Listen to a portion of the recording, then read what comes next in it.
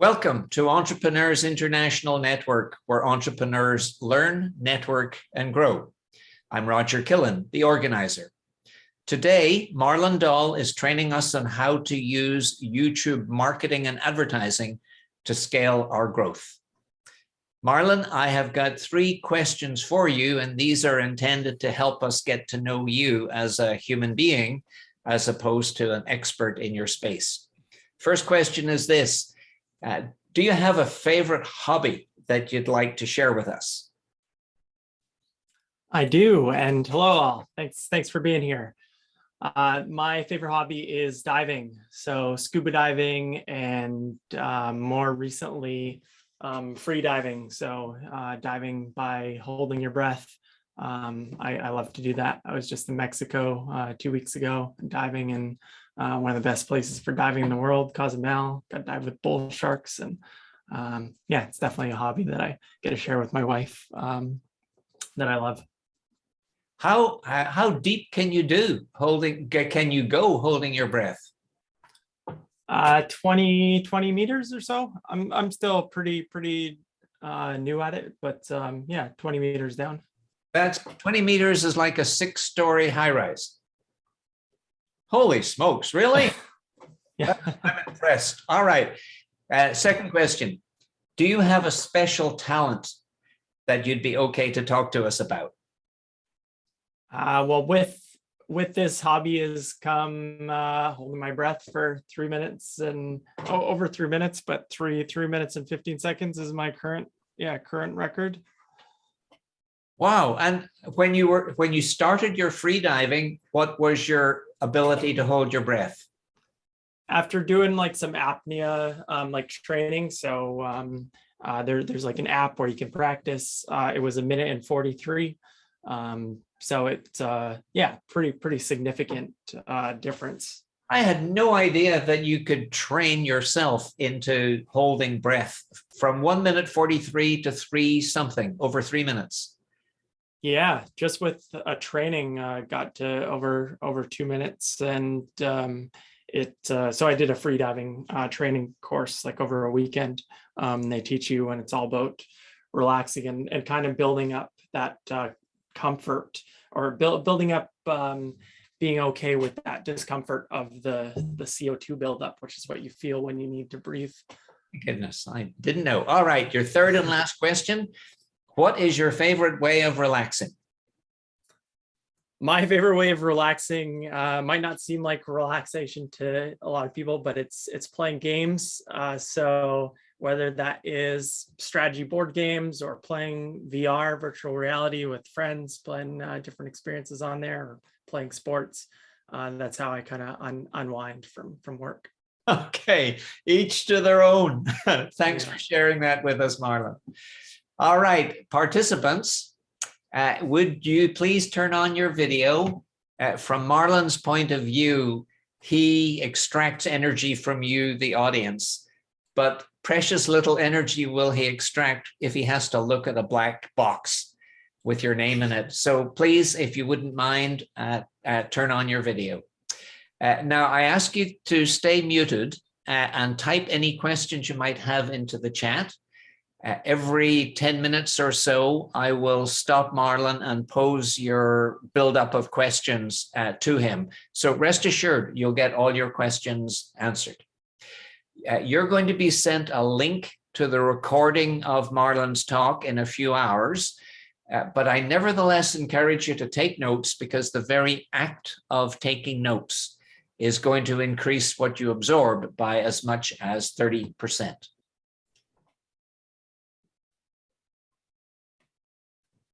And finally, actually, we are at final. Marlon, are you ready to knock our socks off? The stage is yours. Take it away. For all those wearing socks. Okay, today we're talking about how to use YouTube marketing and advertising to scale growth. So most of this is going to be for applying to businesses that want to benefit from YouTube and YouTube advertising. But it can also be beneficial if you are a creator trying to grow from just YouTube ad revenue. But yeah, most of this is geared towards businesses.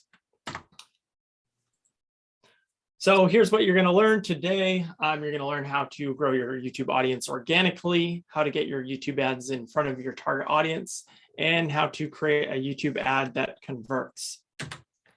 I got a lot of information packed in here, so we'll try and get through it all.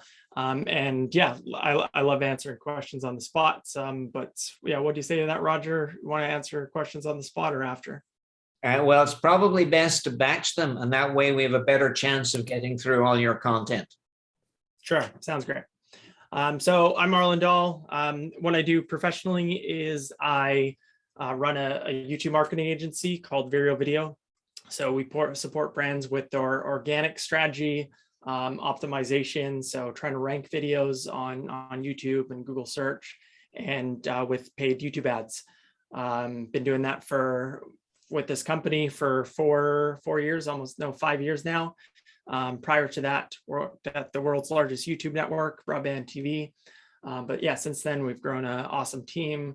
We got about 12 people on our team that's all specialized into YouTube. I do on the side a cooking show on YouTube that's grown to almost 70,000 subscribers. I'm not that active on it yet, but or currently rather.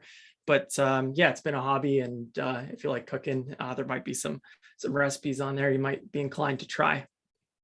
And I am certified by YouTube in audience development and digital rights. So my breadth of YouTube experience is quite vast. So whether questions, something more simple, hopefully I'll address that today, or if it's more advanced, I should be able to speak to it.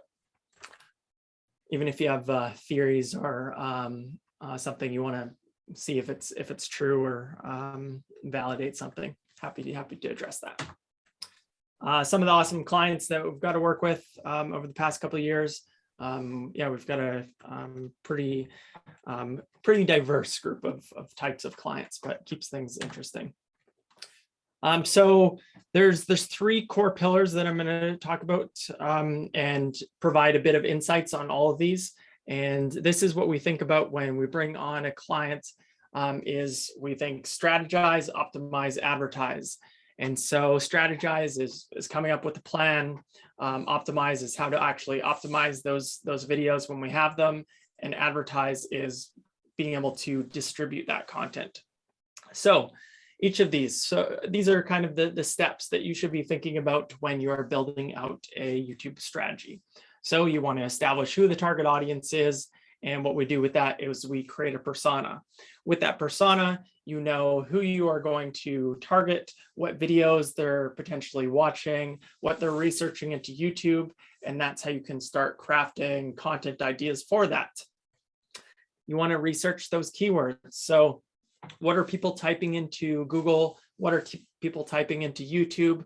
Those keywords are going to dictate some of the potential video topics that you can rank for that might be related to your business or related to just what your target audience would be typing in that you want to get in front of. Researching competitors. So by researching what your competitors are doing on YouTube, it allows you to see what potential videos you can get suggested traffic from. So suggested traffic is videos that you see on the sidebar of YouTube. Those contribute to, on average, about 30 to 40% of a YouTube channel's overall traffic. And so it's quite a significant source. And by looking at what your competitors are doing, you can see, okay, these are similar videos. There might be gaps in the content that they're producing that you can provide content that is valuable to your target audience. And you can potentially get some of that suggested traffic from them. Then we go into researching industry trends. And so this is to see what is trending beyond just search traffic. Search might be evergreen, so keywords that are searched year after year, month after month, but there might be certain trends that people are more inclined to click now. So when they see a video, you talking about a trend, that they're inspired to click on it right at that point. It's not something that's more evergreen that might build up over time. It might be something that you do a video on and you get a lot of that initial traffic. Then with this research, what we do is we take this research and use that to build out a content strategy. So these are, you're taking that information and coming up with both different video titles, so specific video topics and specific video series ideas, because YouTube often will operate on kind of a binge methodology. So people will go from one video to another. And when you can get people to do that on YouTube, your videos are much more likely to perform with the algorithm, because people, YouTube is recognizing that this content is valuable and they want to keep people on the platform. So if you can get people to go from one video to another through a playlist of a video series, your content is much more likely to get a lot more organic impressions on YouTube.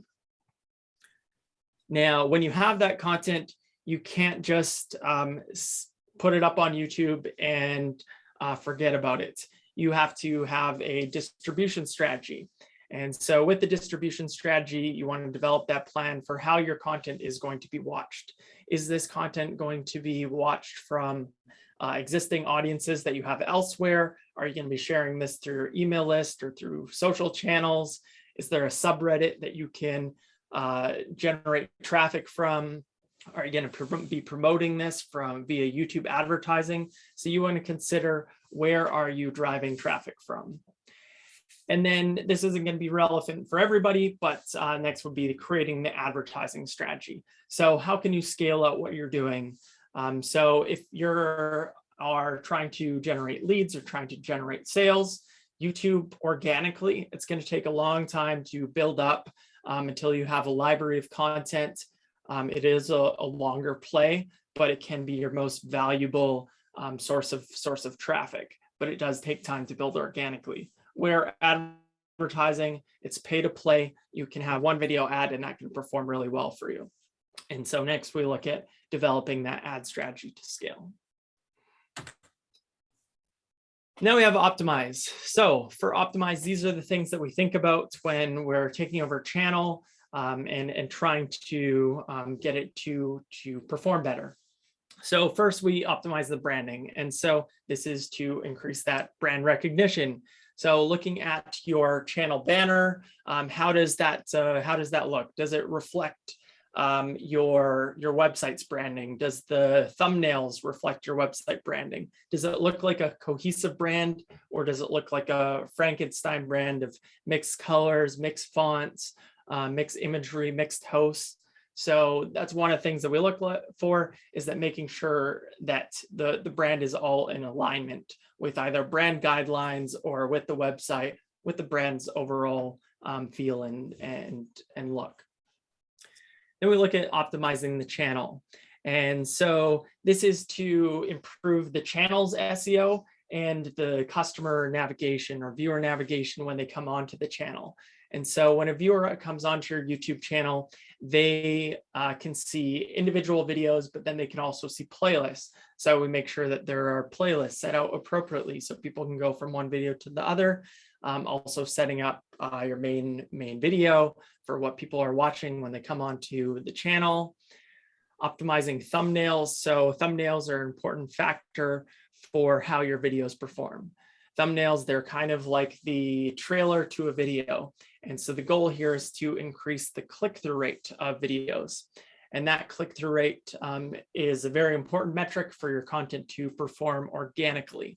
So you can optimize this by having it well branded to your overall brand, but to have a recognizable face in there, to be able to have a couple key keywords that you can potentially get people that are attracted to click.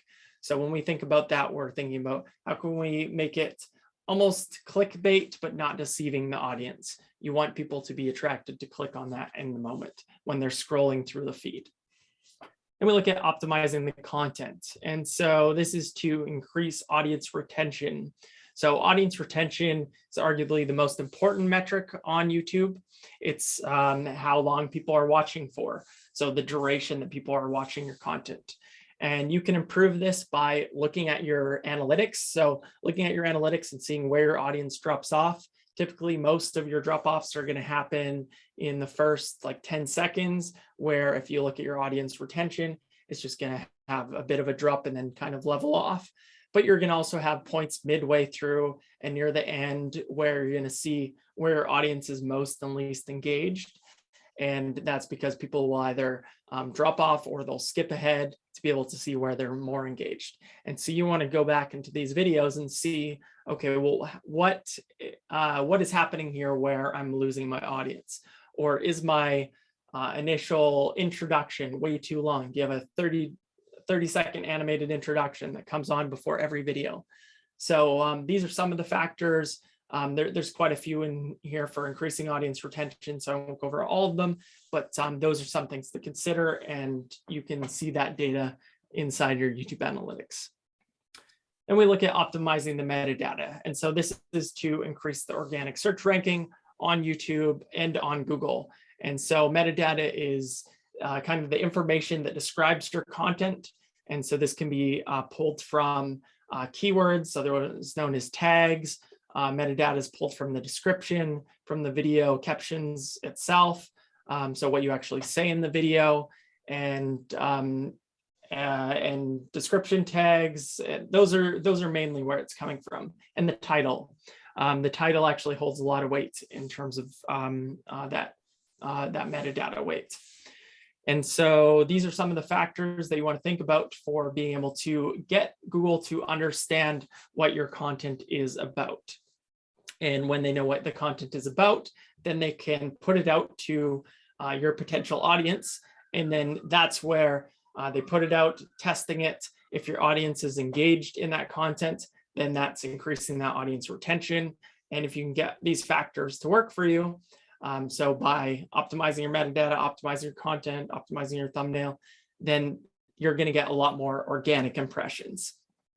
And then optimizing that distribution. So that is to increase views. So where can you share that content out to audiences that you already have, or to get that content to be valuable to your existing subscribers to increase overall viewership. That was a synopsis around advertising, or about optimization. Next is advertising. So these are some of the steps that we want to consider when setting up an advertising campaign. And we go into a bit more detail about some of these steps later. So setup, tracking, and audience. So whenever you are starting an ad campaign, you want to make sure that you have tracking set up, and that you have clear attribution. When you are setting up initial audiences for advertising, you can only get backdated 30 days. So if you want to have an ad go to people who have went to your website before, you can only have it backdated for the last 30 days of people who are in that list. And so you want to be able to set up those audiences right away and set up tracking before you start spending money. Next, we go into creating the media buying plan. So this is kind of the strategy. This is the plan of attack. And with that, you want to think about what is the budget, how much are you willing to pay to acquire a customer. With that, you have to think about what your lifetime value is of a customer, what audiences are you going to target, which I'll show you the different types of audiences that you could target, and how much you're going to spend throughout a month. So you have your daily budget and monthly budget. Then we want to look at developing video advertisements that are going to convert. And so you can create ads that are quite low budget that still convert really well because they're authentic. And you can have high production video ads that have actors and a great humorous script that also perform really well. So there's different variants and different themes for being able to still have a high converting video. Then with that, you have your strategy, you've got your video ads, then you want to set up that campaign. And so we set up initial campaigns as tests to get initial cost per click, how much is it on a cost per view basis, how much is it to acquire a customer, either a lead or a purchase.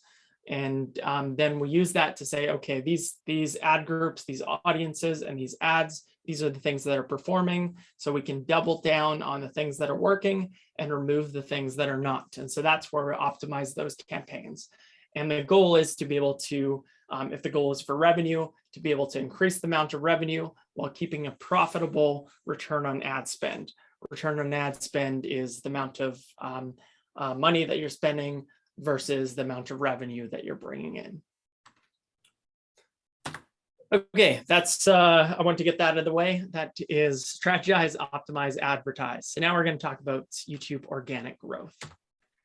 And most of this is going to be geared towards the advertising side, but yeah, I want to have a focus here for the organic side, because these play quite a bit of role in helping each other.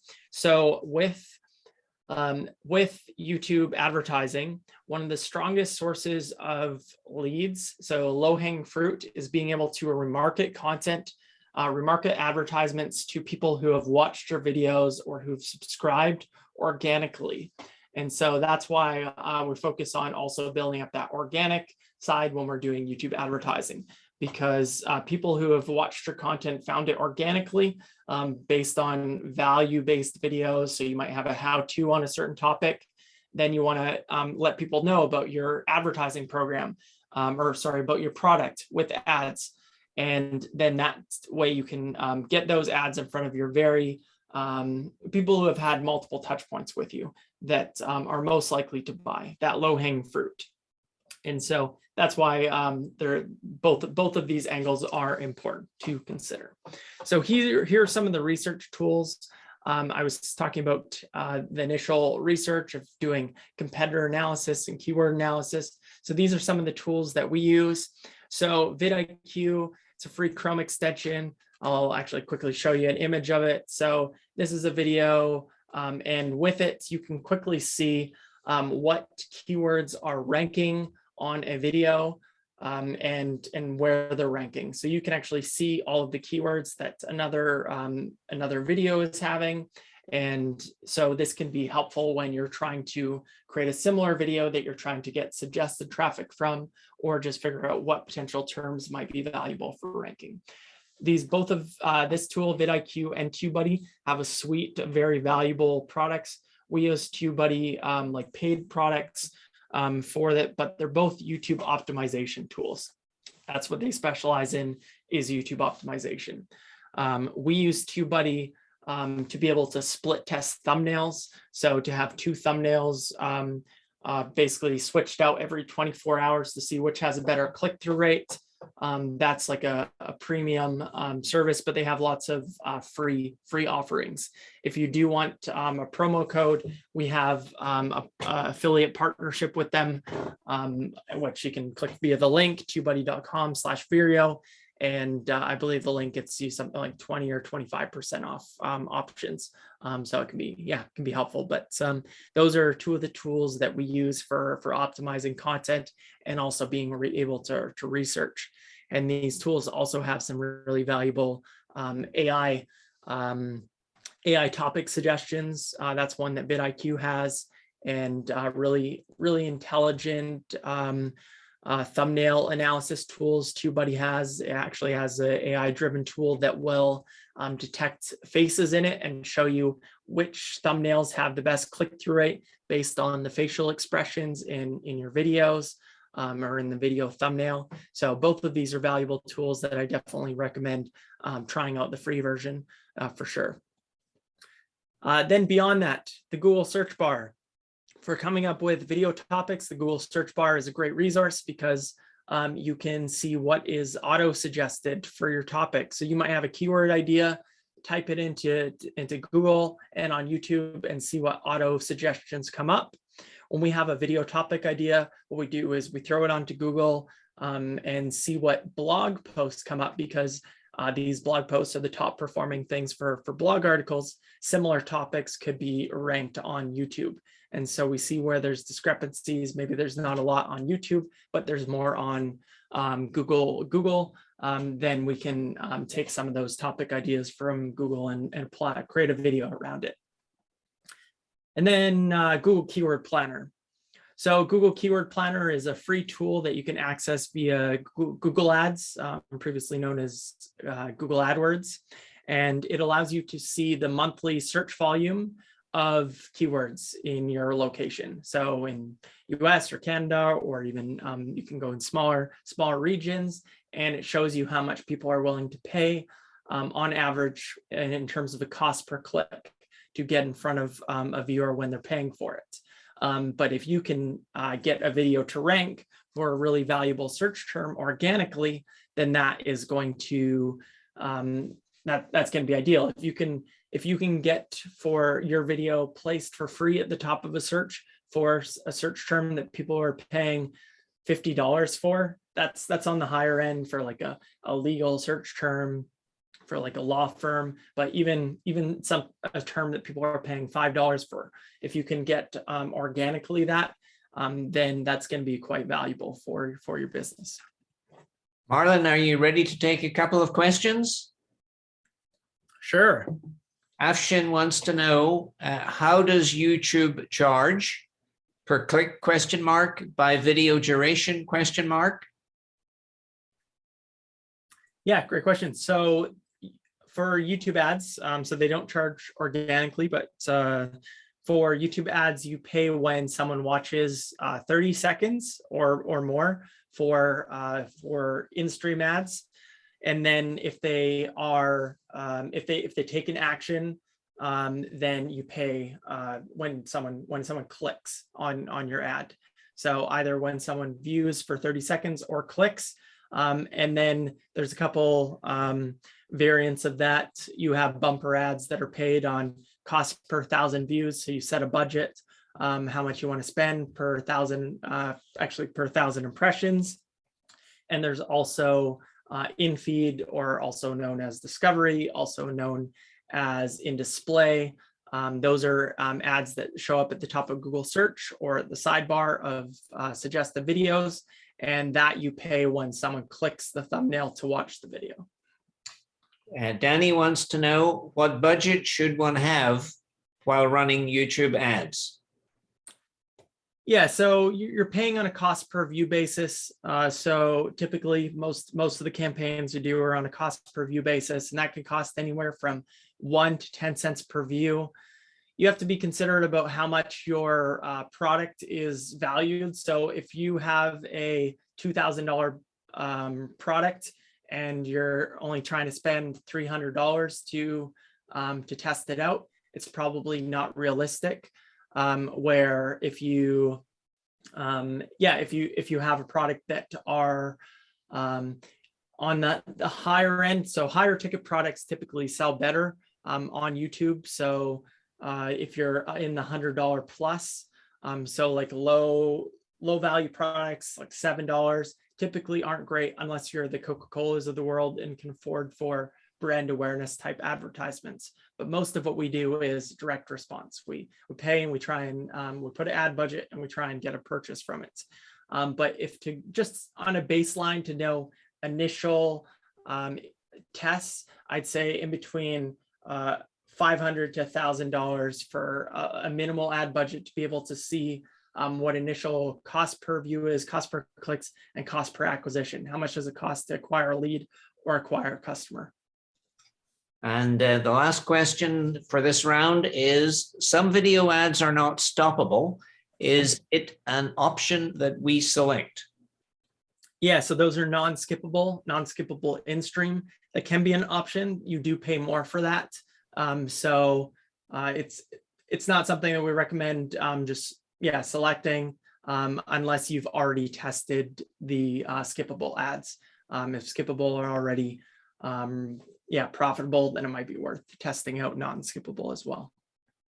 And this is my own question, just in listening to what you have said, Marlon. Mm-hmm. It appears to me that the best product for YouTube YouTube marketing is a higher priced product, ideally with a big margin. Is that a correct conclusion? Yeah, I mean, higher priced values, just because it might cost for doing like a sale transaction, it might cost $70 to acquire a purchase. But if you acquire a customer for $70 and the value of that is $300, then you got over a 3 times return on ad spend So that's ideal. But if you have a $10 product and it's going to cost that same amount or $15 to acquire a customer, then that's not profitable. Okay, and the last question for this round comes from Jesse.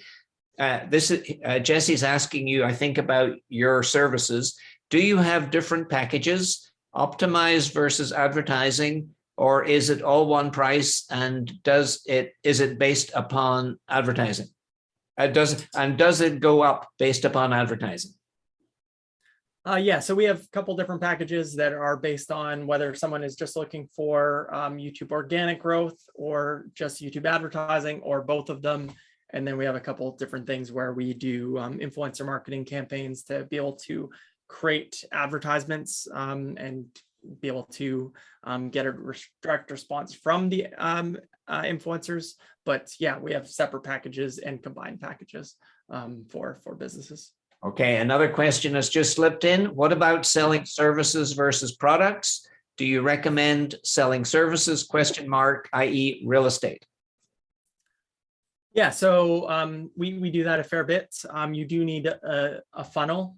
So it can't just be, it can, but it works better when you have a funnel. So either a webinar or a strong lead magnet where you can get people to go from an ad to be able to request a consultation.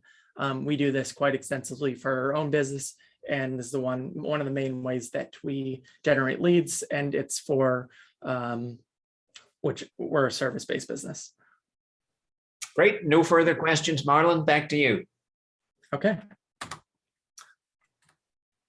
This is the tool that I was referencing for Vidiq of one of their new AI tools where you can get free video ideas. So this is actually, it's free, but then you can pay to get additional ones. So it'll look at what topics you're currently doing videos on, what keywords you potentially want to rank for, and come up with different video topic ideas. And then you can give it more information saying you like this or this doesn't fit. So I talked about some of these elements, but I'll go a bit more into depth into these. So the elements of video success. So this is what it takes for a video to be successful on YouTube, typically. So click-through rate. So I mentioned what click-through rate is, but to give a better understanding, click-through rate is you have your overall impressions. So impressions is the amount of times that your thumbnail shows up on people's screen. So that can be in their homepage, at the top of YouTube search and suggested, in their subscription feed. The click-through rate is the percentage of those people that go on to click that video to watch it. And so this is where you want to optimize this through designing a great thumbnail, through the nature of the content. So how interesting is this content to that viewer who sees it in the page? And does this thumbnail stand out? When people see it on their feed, does it stand out enough to attract them and compel them to click on it? Audience retention. So audience retention, I talked enough about, but it leads into watch time. So watch time is total minutes watched. And so you have watch time for individual videos. And then a stat that you don't see, but that is important to YouTube is session watch time. So when people go on to watch other videos, that's ideal for YouTube. If when I talk about ideal for YouTube, I'm talking about the algorithm, not to personify it, but think of it like that. So that watch time is total minutes watched or hours. And by increasing that time that people are watching, then YouTube is going to reward you. They want to be able to run more ads on it. And so if you are keeping people for a 80% of a 10-minute video, so you're keeping people for 8 minutes on a video, then that content is likely to perform quite strongly. And so you want to consider how can you increase that watch time. Typically, that's going to be increasing your video length. And so videos that, unless it's like a viral type topic, videos that are 2 to 4 minutes typically aren't going to perform as well as a 10-minute video. And you might have noticed, you watch a video, say you watch a 10-minute interview clip from a 45-minute podcast or an hour-long podcast, then what might happen is then the next video that you're suggested or the auto plays is the full version of that, an hour-long video, because YouTube wants you to watch longer form content. And that's typical. Typically, the next suggestion is going to be a longer form video. Next, we look at engagement. So engagement can be likes, comments, shares. So you want to encourage your audience to take action, to subscribe. That's why you often hear like, smash that like button if you're on YouTube, subscribe. You hear those call to actions in pretty much every video. Click the bell notification. They do create impact. It's not as much of an impact as increasing your audience retention and that click-through rate, but having people commenting and engaging, that's a great sign. It's showing of a healthy channel. And also it actually can increase your audience retention if people are commenting, if they're coming back, if you have a thread going on a video and people are coming back to re-engage, watch more of the video, then that's a great signal. And going beyond that, shares, which are not as popular as on other platforms, like people sharing on Facebook, but people sharing on YouTube, it's going to be a great signal to the platform that this is, to the algorithm, that this is engaging content. And then we have early signals. So early signals, meaning your video, when you first release it, it's going to have a bit of a new status. So it will have actually a little tag that shows new on it for the first week. And so within those first, you want to think first hour, first 24 hours, first week, this is when the video is new. And so when you want to get this content out to people who are most likely to watch through, to engage, people who are your existing raving fans, if the video performs well early on, it's much more likely to grow long-term. And so you might see when you release a video, you have your initial spike, but where we see a lot of that traffic happen is in the longer term. So that video continues to build, and you might have moments where there's like big spikes and then it drops off. That's where YouTube's testing. So ideally it doesn't drop off, it just continues to build, and YouTube gives that content more organic impressions. But by influencing your target audience to watch early on when you first release that content, that's going to be one of those signals. And it's also a credibility piece. You're more likely to watch a video that has thousands, 10,000s, millions than videos in the few hundreds, unless it's very niche content and very valuable to your target audience.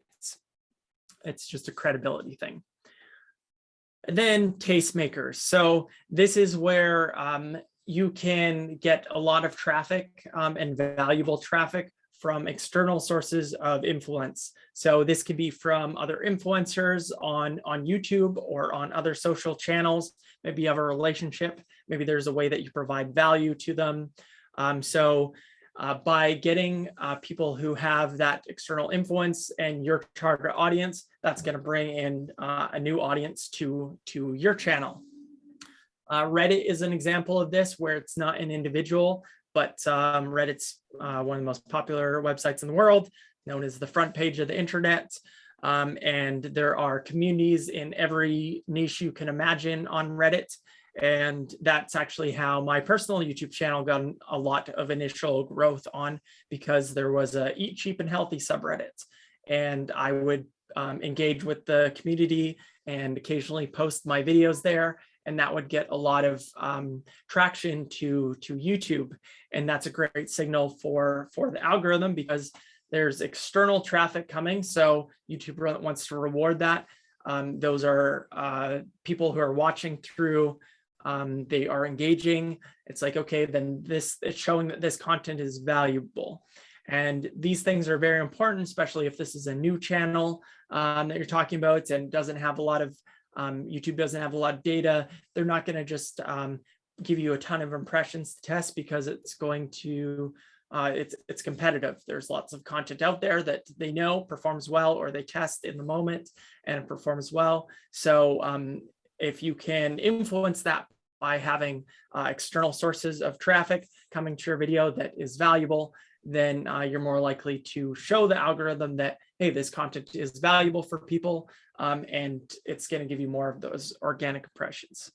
When I think about the algorithm, you used to be able to game it or persuade it with putting in tags that might not be relevant but have high search volume. That is not the case anymore.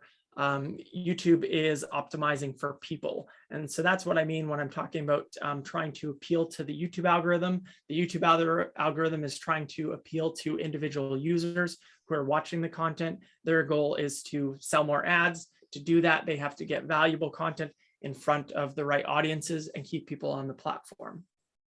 And so that's what we want to do, is to appeal to that algorithm by showing that this content is valuable for specific audiences. Marlon, Okay. Time for a question? Yeah, sure. Afshin wants to know, which one has better ROI, YouTube ads or Google ads for products above $100? YouTube ads or Google ads? It depends on the type of product. So Google search ads, if you're profitable with Google search ads, then it makes sense to also run YouTube ads. And vice versa. Both of them are, I mean, quite different mediums. So Google ads, if we're talking about keywords, like keyword-driven ads. So these are the ads that you type in. You type in a topic onto Google and you see ads at the top. Those are, keyword-based advertising, Google search ads. And typically, if someone's performing well with search, there's a good opportunity to perform on video, but I don't have direct stats on one being better than the other. It kind of depends on the product and if you already have an existing YouTube channel and have a means to produce that content. They both have their advantages for specific audiences, but I don't have any stats on whether one's directly outperforms the other. I know in terms of how much people allocate, definitely search advertising is a bigger player than in video ads, because search has been around for over a decade, and people have been allocating large budgets towards that. Thanks, Marlon. You have 15 minutes remaining. Okay, we're gonna rush. So this is a quick visual of what content people place the most value in. And so this is to show that it is not content that is super highly produced. It's not about production value in this. It's what provides value to people based on their passions and their interests. So the top thing in this rank is it helps me to relax and unwind, or teaches me something new, allows me to dig deeper into my interests. So it's content that people find valuable. And I'm talking about mostly for organic, but this also plays a role in YouTube advertising as well.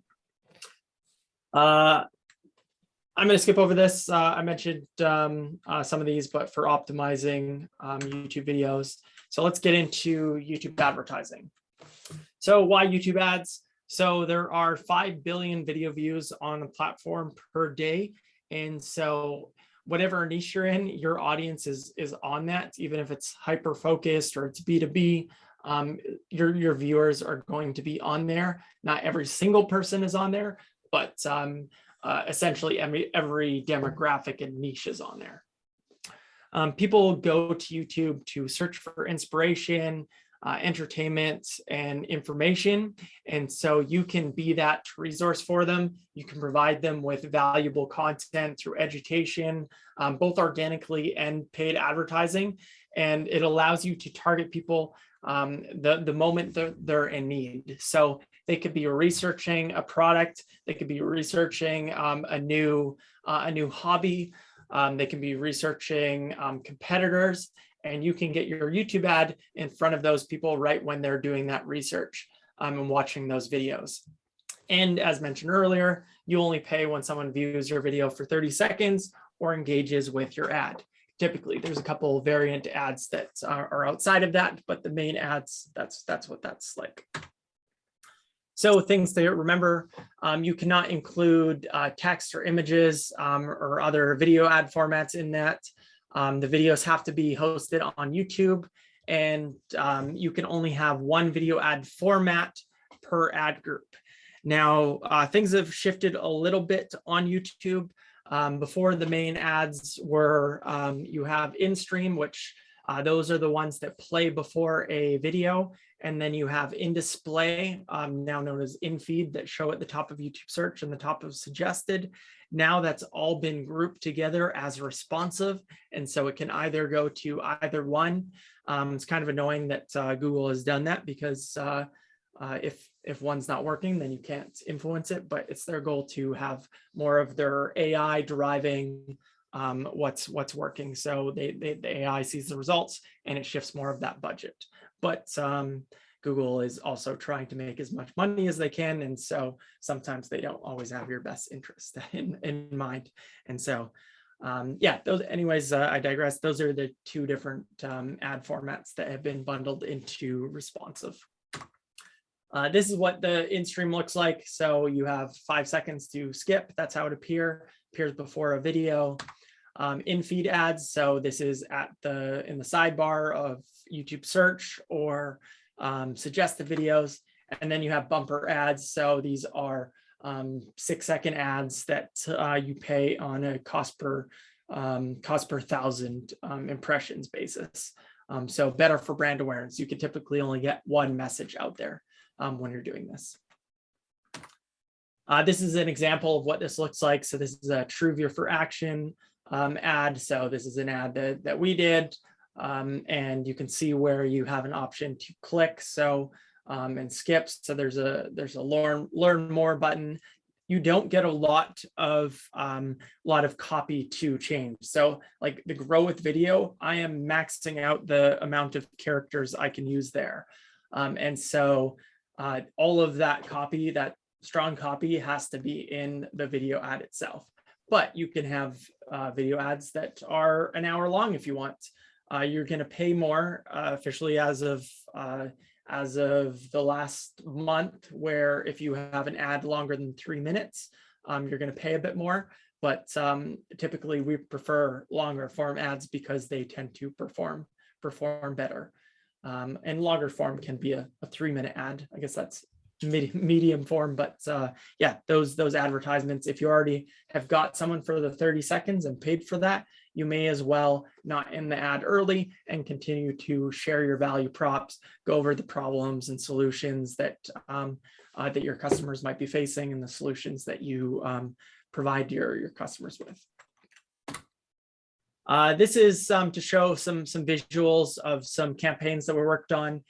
So this is showing you what the back end of YouTube ads look like. So at the top, we have some remarketing audiences, and you can see here conversion value over cost. So for every dollar we spent, we got $10 back. So that's a really high performing, but that's where I say remarketing is a low hanging fruit. Someone has already had a touch point with you, and then you're getting your ad in front of them. This one is a mix of opt-ins and signups. So conversions, like getting a lead for $1.87. So it's a mix on average. This showing that this was a 3.37 times. So for every dollar spent, $3.37 is returned. But in this, you get a lot of great metrics. You get clicks, impressions, click-through rate, average cost per click, the overall conversion value, what your conversion rate is. So a lot of great metrics coming here. And this campaign, it was we were budgeting $2,300 a day for that. And so it's quite a spectrum of what you can budget from. You can budget $7 a day to thousands of dollars a day if it's working correctly. This is what it looks like on the ad side. So you have different video ads. So these are two different video ads competing against each other. for leads. And so we can see they're quite close in performance. So this one has 23.8% view rate. This one has 23% view rate. So that data is not significant. Then we have a cost per conversion of 1.09, cost per conversion of 1.06, quite cheap to acquire a lead on YouTube. But then the conversion rate, that's the only one that's slightly different. And so these two ads actually performed quite similarly, but this is what it looks like in the back end.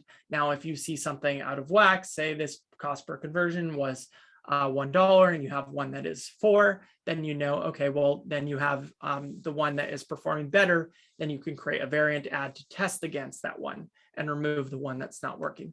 And that's how you're able to optimize campaigns to be able to increase the amount of revenue or leads coming in while reducing that cost per lead and increasing profitability and your conversion value over your cost, that return on ad spend. So what makes a YouTube ad convert? So this is a video ad conversion formula. So this isn't for all ads, but if you are considering these when you are coming up with an ad, your ad is much more likely to perform. And so some of these elements that we think of: hook, capturing the attention of your audience in the first 5 seconds. That's when people are thinking of hooking. So you want to make sure that they know that they are the right audience, that you're speaking to them, and you have something that attracts them to want to watch. Maybe it's something that you tell them they're going to see at the end, or that you introduce 5 tips around the thing they might be struggling with. Then we go into a pain point or multiple pain points. You address the pain points that you might have experienced before as someone who is similar to your target audience, and then you introduce the solution of how your product or service or your discovery helped address that problem, and then you can introduce a couple more problems, a couple more solutions, or you can just go on the one. You want to introduce social proof, so build credibility, show what testimonials, what reviews you might have that demonstrate that you are an expert in this, or that you are trusted with your product or service is trusted.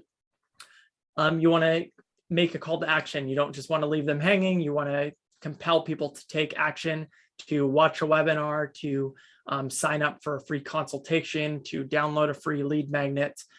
You want to compel people to take action and then send them to a relevant landing page that has an offer on there. Some best practices. So you can use a prop to create some type of pattern interrupt. So people are watching, you're trying to stop them on YouTube. You sometimes see this as people use fancy cars or throwing around cash. Not saying that that's the route, but if you have some type of prop that's within your niche or industry that you can use to, people say, well, like, why is this person showing me a balloon? And maybe that balloon in some way relates to the story that you're about to tell them or the problems that you're struggling with. It's to capture people's attention, and then you can move past that. With video ads, typically you want to have that be a fast-paced, attention-grabbing edit, or that you are on point with what you're saying. You're not losing your audience. You want to provide value in your ads. So it shouldn't be all sell. You want to be able to provide value to your target audience. Remember, they're about to watch a video and you're interrupting them. But if you are providing value in that, they are more inclined to be able to want to watch. And addressing your target customer, making sure that they know who you're speaking to. Hopefully audio is going to work here, but I want to show you an example of a short ad that we produced. This is a company called Policy Me. They're an insurance tech company, and so they're able to get people approved quite quickly at a low cost. And so this is something that we produced from pretty much from stock footage and existing clips that they had. So we're able to produce that at a pretty low cost. Did you hear audio there? Yes. For a sec. Okay, cool.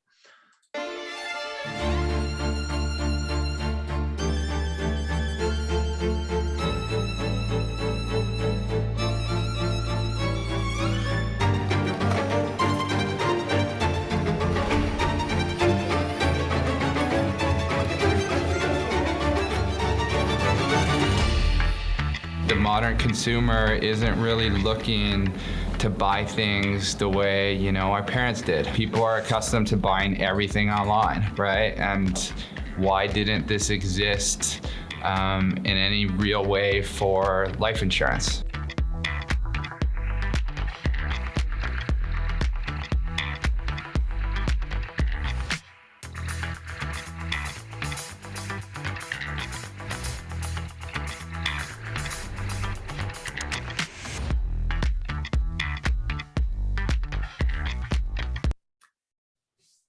So that's an example of the ad that it included some of those factors that we just went over, and using clip that they already had. The clip itself wasn't like, it didn't have great audio, but that's okay because it was authentic. It spoke to the value props, and we were able to use stock footage to essentially craft that and motion graphics, like in a pretty strong editing team.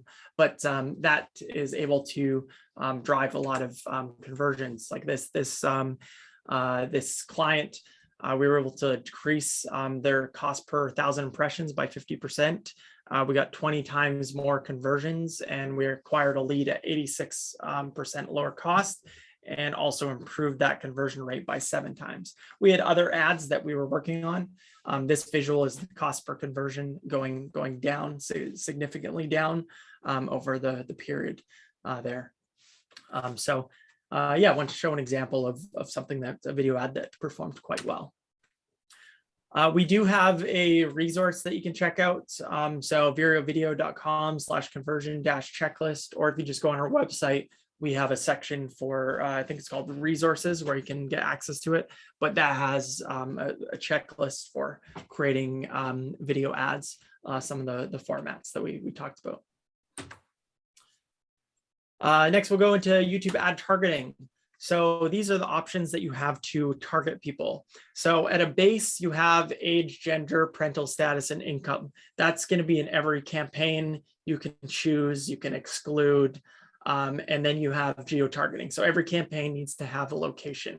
So you can target people based on specific countries, based on radiuses of specific postal codes. So you can get quite granular with the location.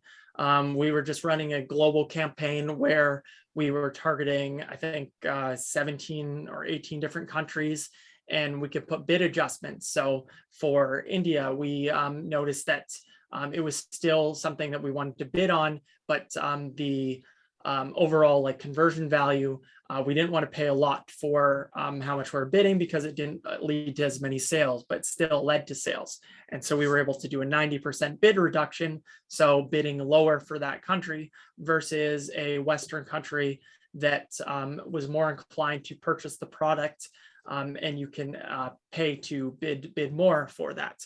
And so, or we'll put a 25% bid adjustment. So we'll pay 25% more for people who are in Vancouver versus 25% less in, say, Montreal, because we just saw that the performance is not working as strong there. So you can put bid adjustments for different areas. And then we have different formats of audiences. And so this is talking about cold audiences. So someone might be experiencing your product or brand for the first time. This typically can be a lower cost, but can still work quite well. So affinity audiences, these are targeting people based on what interests and habits they have. So Google has information about a lot of people, and when you are going on to Google, when you're watching videos, when you're searching for stuff, they're keeping track of that information. And so they have you link to certain interests, to certain things, to certain hobbies, to certain habits that you do, and they create interest groups. So if you're interested in gardening, you've searched on Google for gardening tips, or on YouTube, then you are going to be segmented into that interest. And so then that's how an advertiser can target those people based on those interests. Similar audiences is targeting people based on your remarketing list. So if someone watches your YouTube videos, you can target people based on people who are similar to your your YouTube audience. So it's not exactly your YouTube audience, people who are similar. This is known as lookalike audiences in Facebook's ad platform, and lookalike perform quite well. Similar are good, better for cold. It's not as strong as it is on Facebook's platform, but still can work quite well. And then we have custom audiences. So custom audiences, you can put specific keywords and also specific websites. So you're saying people who go to these types of websites would be in my custom audience, and you can create an audience for that. And so this can work quite well. Couple of questions. Ashton wants to know, please explain what are your different packages and their prices. Would you like me, I've just put your email address in the chat. Would you like Ashton to reach out to you and he can have that discussion privately, or would you like to answer it on this call? Yeah, you can reach out. We can have a chat, but for perspective, brands pay us anywhere from $1,500 to $7,000 like a month, depending on like the scope of services. So it's quite a spectrum. But yeah, just to give a baseline perspective of what that looks like, and we work with brands on a monthly basis. Okay, and Perry wants to know why the US dollar for a Canadian company. He was referring to the ad for the insurance product. I believe that was US, or sorry, Canadian dollars. This one here is Canadian dollars, CA. The other visual that I showed earlier was US. Most of our clients are actually based in the US, but we're a Canadian company. Okay, no further questions. Cool. Next, warm audience targeting. So these are people who are more inclined to be looking for your type of product, or they're more interested. They might be doing research around your product or service. And so this is where you can target people based on topics. So these topics are video topics, essentially. So you're targeting people based on different themes. Then we have keywords. So targeting people based on what keywords that they're typing into Google and to search. So next time that they're on YouTube, they'll see a video ad if they typed it on Google, or if they are typing it right then on YouTube, your video might appear at the top of YouTube search. And then we have placements. Placements, you can target people based on specific videos and specific channels. So this can be quite insightful to target people based on if they're researching your product, researching reviews, or if they're looking at competitors and you want to get in front of those people. Placements can be a great source for that. And then we have hot lead targeting. So people who are most likely to buy, you might be your low-hanging fruit. They might be past customers that you're trying to reinvigorate to come back. So video remarketing, this is an option. You can target people based on people who viewed, liked, shared your content, subscribed. You can have different date ranges from 7 days to 540 days is the max of how long you can keep people in that list. And you can test out multiple at the same time. You have website remarketing, so you can target people who based on if they've been to your website or if they went to specific pages, say your case study page. You do need at least 1,000 people in these lists, and that's why one of the first things I pointed out was creating those lists early on to be able to get that data built up, because you only have backdated 30 days of data to go back, and then it's only the data moving forward. So yeah, to set those up, you just do that in the Google Ads platform under audiences. And then we have in-market audiences. So this is, Google understands that these are people who are in the market to buy. And so typically when they are searching for something, they are typing in buy product or buy service. They are, yeah, it's search terms that Google has understood that someone is looking for a product, or they're also have went to a product and looked at competitor products or looked at reviews around certain products. and that shows them that they're in market for it. And in market, you have different types of products. So they might be in market for advertising services, for example, or they might be in market for baby toy products. And so you can select that audience to be able to target them. This is what that looks like with those different categories. So you have someone who you need to first capture the attention. So those affinity audiences where you're targeting people based on their interests. Then you have someone who might be more like browsing. They might be in the research phase where they're looking for advice. And then you have someone who's more of the low-hanging fruit, where they're ready to buy, they're in market, or they've already had a touch point with you, and they're your low-hanging fruit. Mentioned this already about different ways that you can remarket to people. I don't think there's anything else there.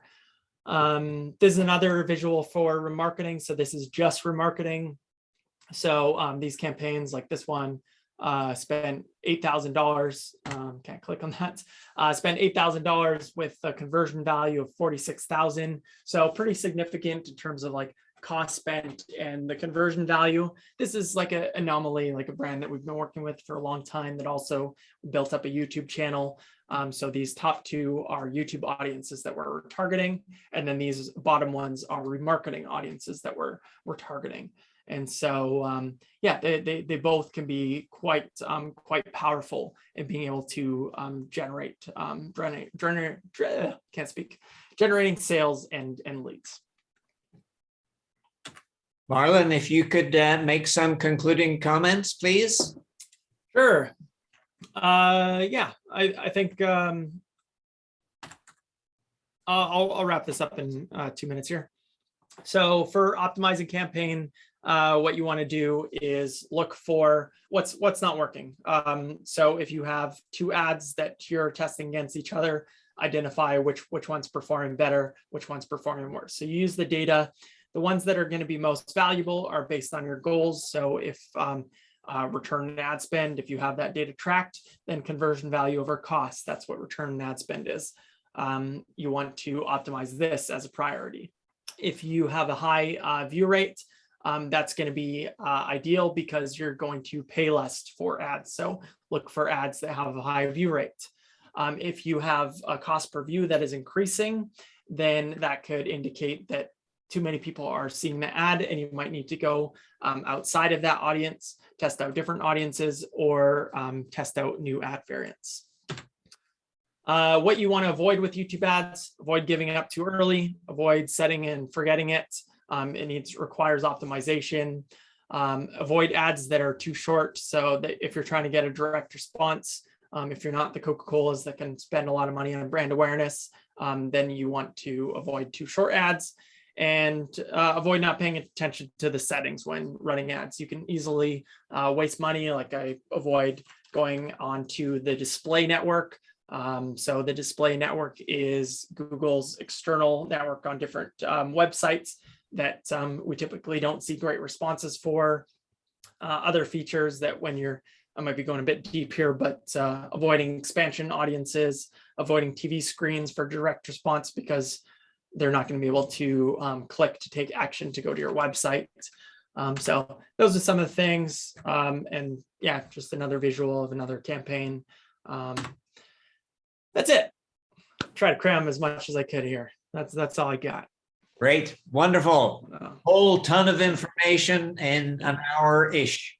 Marlon, on behalf of EIN's 82,000 members, I thank you hugely for sharing this wealth of information.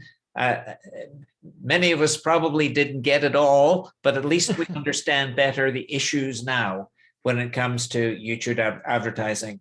So thank you very, very much. Welcome.